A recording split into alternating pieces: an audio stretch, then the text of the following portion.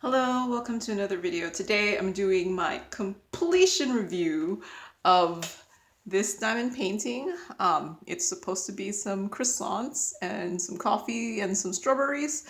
So yeah, I called this Croissants and Coffee. I got this from AZQSD on AliExpress. It cost me $10.06. It's supposed to be a 40 by 50, but it was about centimeter to a centimeter and a half off. This was a double-sided adhesive canvas. I did get square drills. There were DMCs with this, and there are 45 colors in all. So yeah, this was a little hard just because with all the colors. So yeah, this took me 8 days to complete. So my main issues were, most of my issues drilling is based off of symbol like ease. So in this one, the 6 and 9 were both pink, which if you look at this, there's not that much pink in there. Like, did they seriously have to choose 6 and 9 to both be pink? And then the 5 and the S were very like similar colors, and the X and the K were very similar colors. So it was not necessarily I couldn't tell which one was which. It just made, like, when you first glance, you had to do a little bit more thinking to make sure you were really diamond painting on the right thing, especially the 6 and the 9. And there was some popping, but here it is. I think it turned out pretty good. Like, when you're diamond painting something, you're like expecting like super like it should be exactly like the image. But there's also the limitations on size. So I mean, the image is very detailed, and I think for a 40 by 50, I think it got as much detail as it could. So yeah, so my main issues against this was, like, there's supposed to be a spoon here, and I don't know, can you really tell there's a spoon here? But then when I started looking at the original image is not the clearest about the spoon either. So, they're only really working with the original image. And then over here, the croissant is not defined well from the background, but you can tell it's a croissant. I'm also not sure about the actual colors they chose for the croissant. I think it's a little darker than a real croissant was in real life, and I think it's a little bit off. See, like, these are much lighter in color than what this is. But I mean, you can tell it's a croissant, and you could tell there's a napkin under here. I was actually really surprised how well the napkin turned out. Like, you could tell, like, you could see the folds, you could see the, like, I don't know, the plaid. So I really liked how the napkin turned out.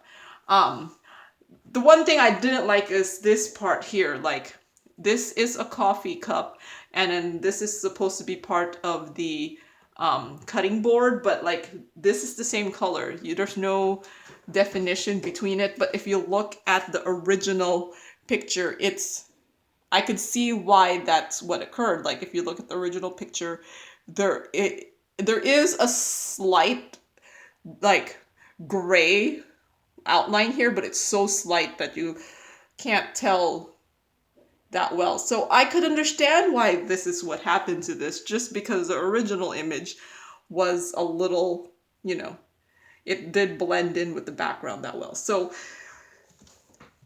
if you figure that, I think the company did as well as they could in the rendering without having to do a hand charting kind of thing.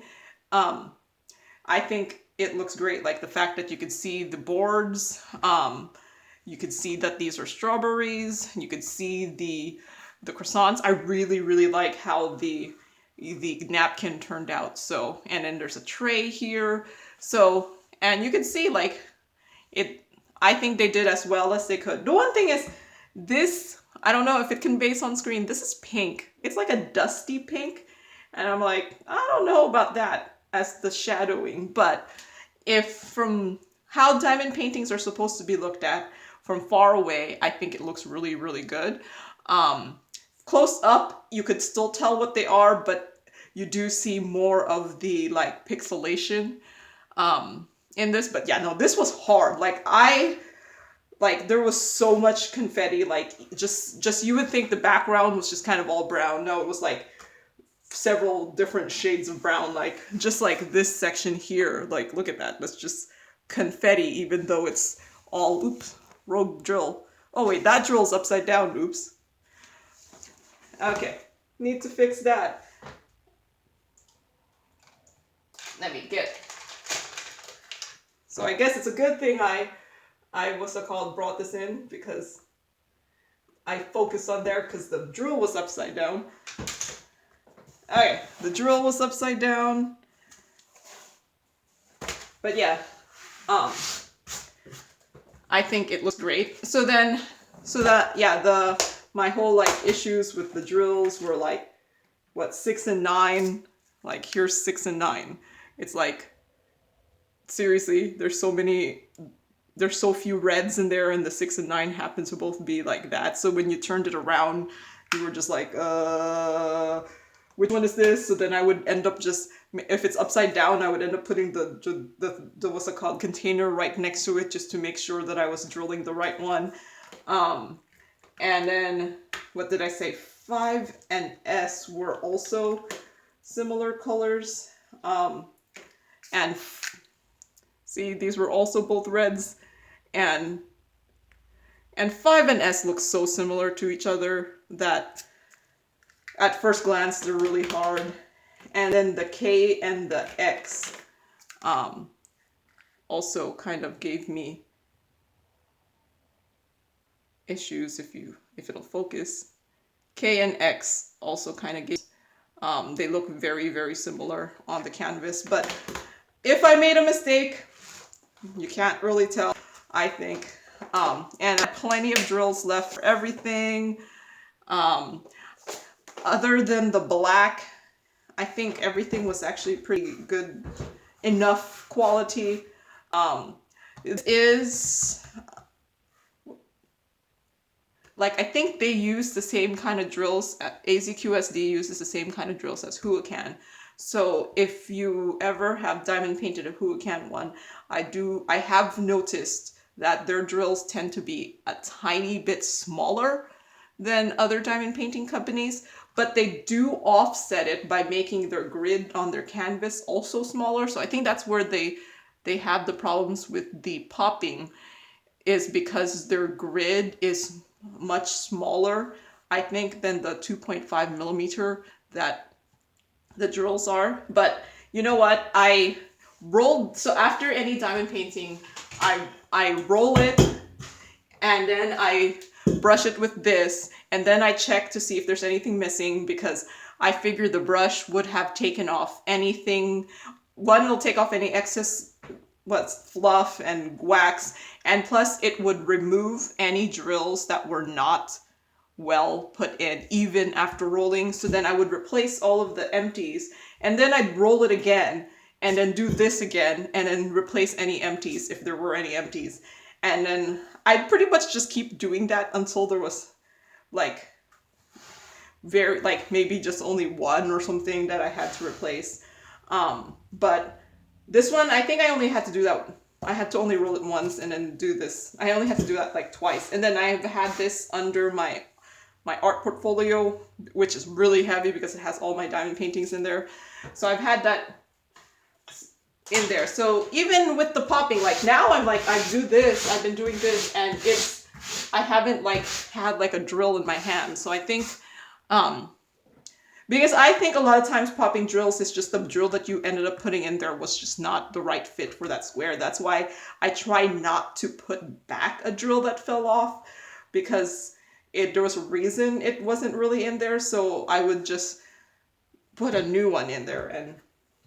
But yeah, no, I think this turned out beautiful. I am actually planning to frame this because I think I kind of want to put this in my kitchen for a little bit. So stick around if you want to see my framing. So I have been contemplating using a white background instead of the black I've been doing. So I think I'm going to do the black background. I am going to be using this frame that I had up for Christmas. It's an 18 by 24 frame, and a 40 by 50 is closer to a 16 by 20, but I just been getting the 18 by 24 frames because a lot of diamond paintings are not conventional sizes, so it's easier, I think, to just have a bigger frame than, what's it called, a smaller one, so that, you know, you're not disappointed when you can see just a tiny bit of excess in the background, because I kind of consider getting the bigger one that you end up having like kind of a matte in the back. So I think I'm going to try the white background for this. I did buy the white construction paper because I was like, you know what, sometimes it might be good to have a white background instead of a black one. So I think this one I'm going to try with the white background. So just cutting this out.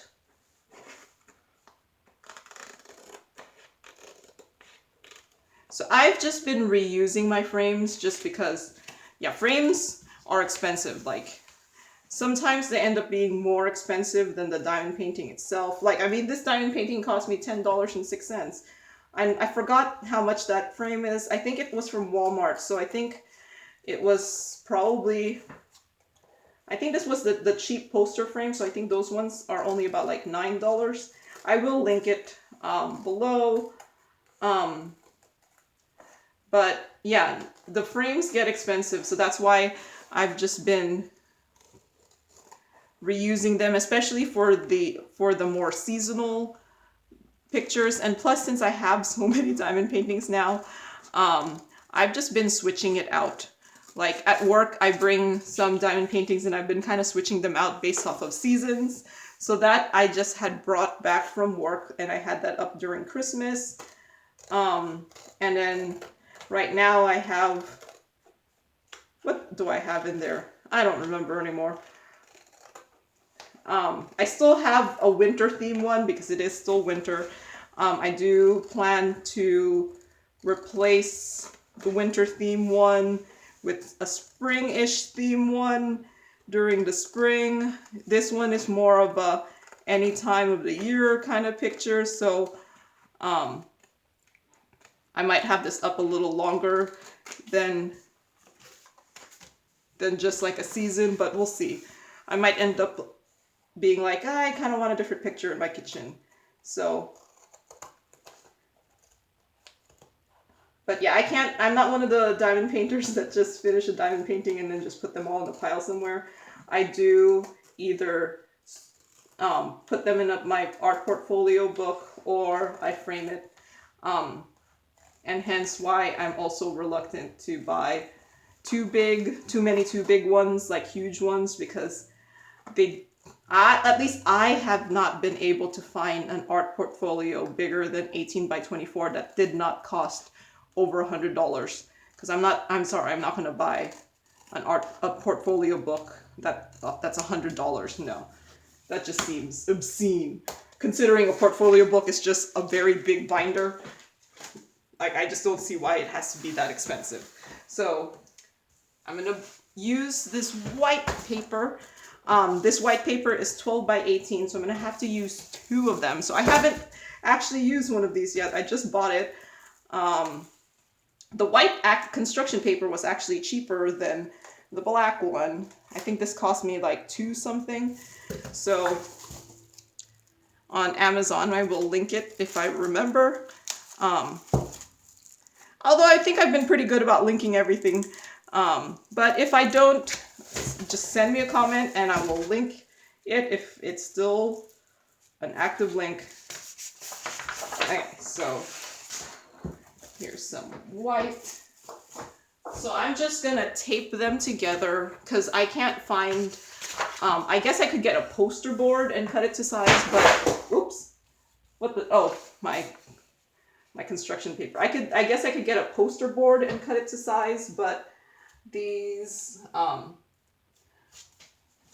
this is probably cheaper and easier, I think, than the poster board thing.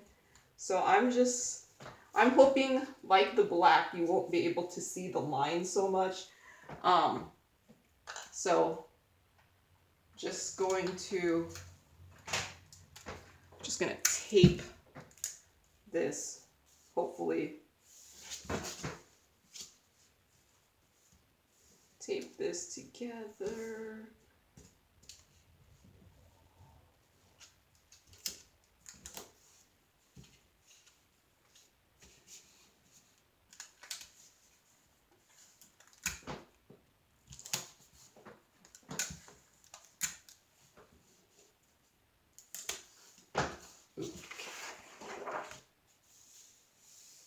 Yeah, I think the white, you might kind of see the imperfections more than the black backing, but hopefully most of the stuff you'll see is just this edge portion.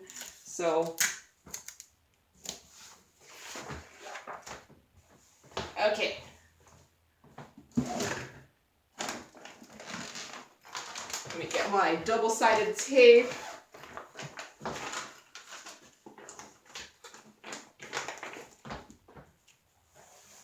Wait, where did I tape the other side?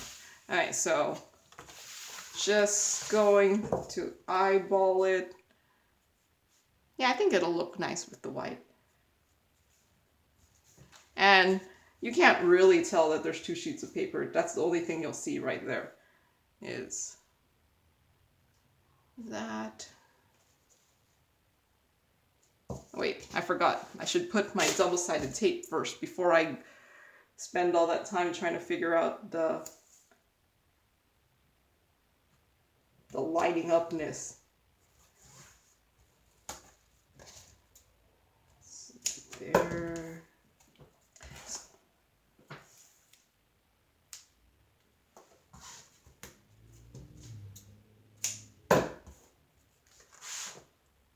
Don't know if I actually need 4, but I figured this is a 40 by 50, so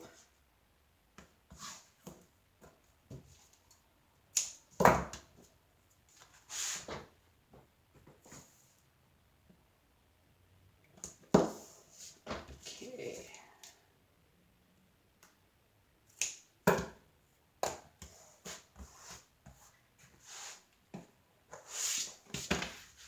Croissants. Let's see, does it look straight? That looks good enough for me.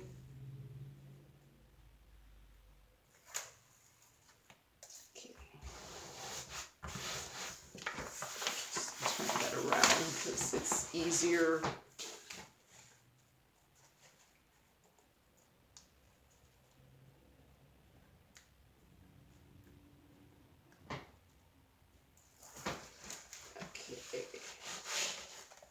Make sure that's flat.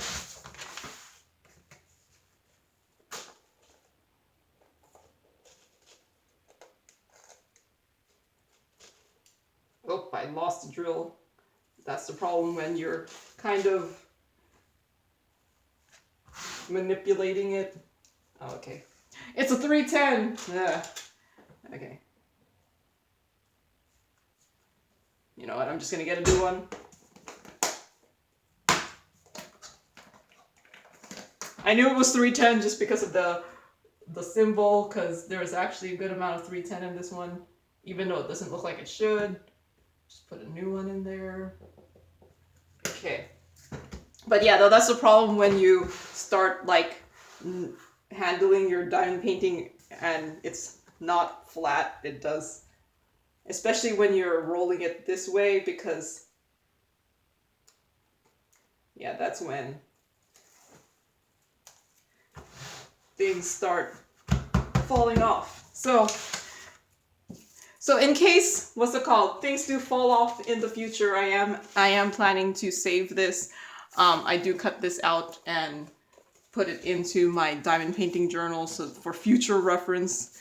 I'll do that off camera because this is gonna be a long enough one anyway with the framing. So let me open these. Let me get my paint can opener, which I find is the easiest way to open these tabs.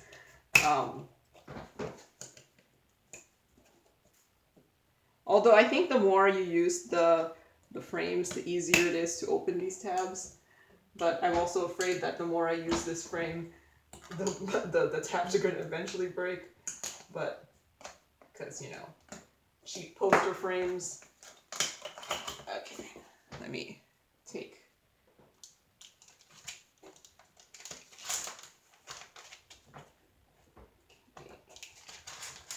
This is my Christmas diamond painting that I use, what do you call that?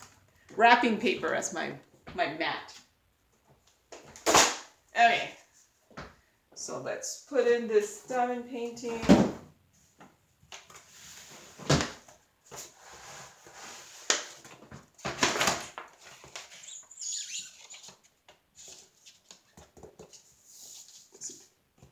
It should fit. No, it's a little bit.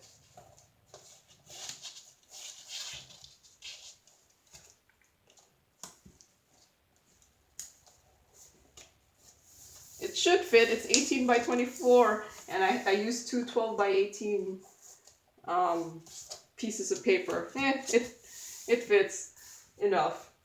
Okay. So, wait, where's the top?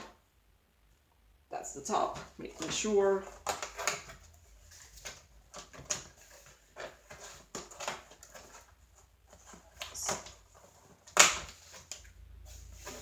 Okay.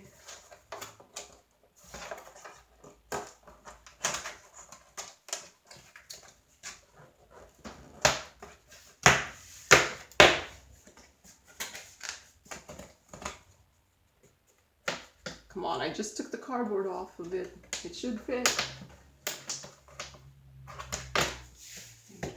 Okay. Put all my tabbies down.